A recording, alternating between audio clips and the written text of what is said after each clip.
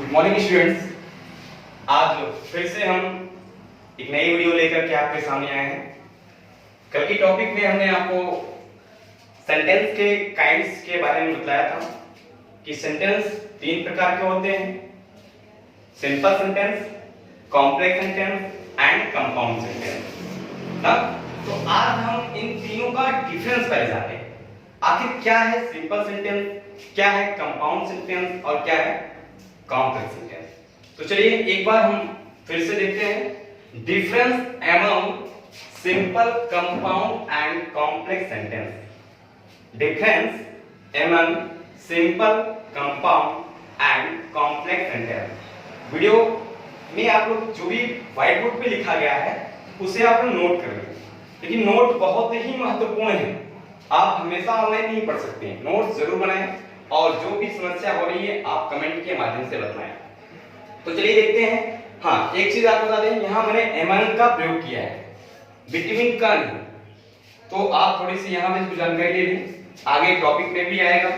Between का प्रयोग दो वस्तुओं के बीच में, दो व्यक्तियों के बीच में ही होता है, परंतु जब दो से अधिक व्यक्ति, समूह और वस्तुओं की बात होती है, ऐसी स्थिति में हम एमन का प्रयोग करते हैं। क्योंकि यहाँ पर तीन सेंटेंस है, सिंपल, कंपाउंड एंड कॉम्प्लेक्स, इसलिए हमें यहाँ एमन का प्रयोग करना पड़ा। तो चलिए एक बार देखते हैं कि क्या डिफरेंसेस हैं इनमें।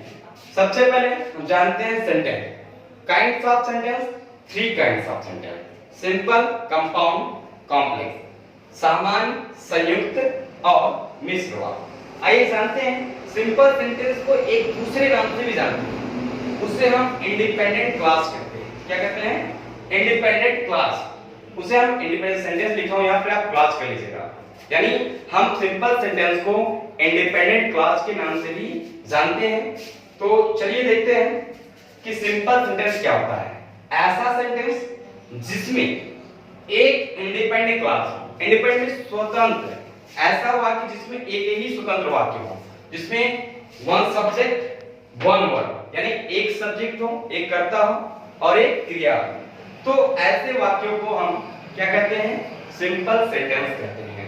देखिए, he eats an apple, he eats an apple, it means वह एक सेब खाता है। तो आप इस वाक्य के संरचना में देखेंगे तो इसमें केवल एक ही सब्जेक्ट आया है, एक क्रिया आई है और एक कर्ता है। तो मुख्य चीज हमें ये देखना है क्रिया और कर्ता, कि वाक्य में एक ही कर्ता और एक ही क्रिया होनी चाहिए। आइए दूसरा देखते हैं, compound sentence. Compound sentence means संयुक्त वाक्य। संयुक्त वाक्य जैसे आपने पढ़ा हुआ संयुक्त दो चीजों को मिलाना, परंतु दोनों अलग अलग दिखे।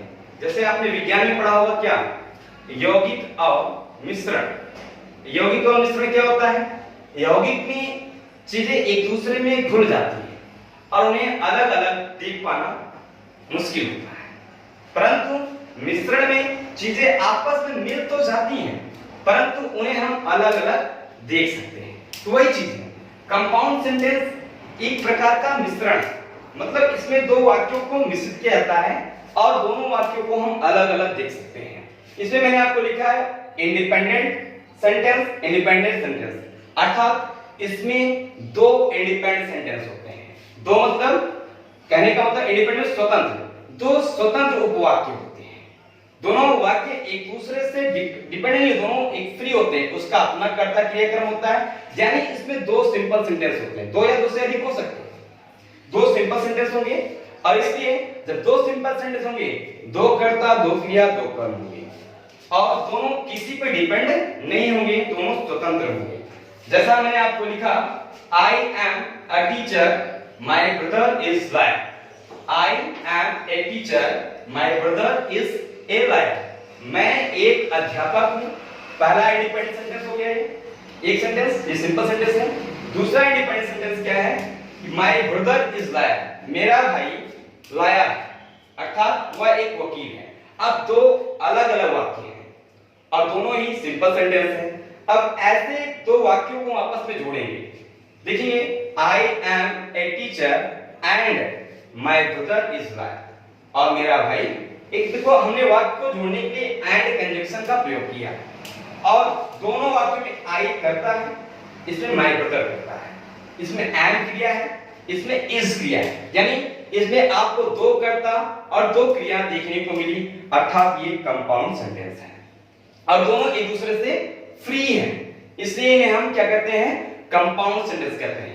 कंपाउंड सेंटेंस के बारे में हम आगे डिस्क्राइब करके पढ़ेंगे कैसे कंपाउंड सेंटेंस का निर्माण होता है। अभी हम केवल परिचय देख रहे हैं। अगला हमारा है complex sentence. Complex sentence means होता है मिश्र वाक्य।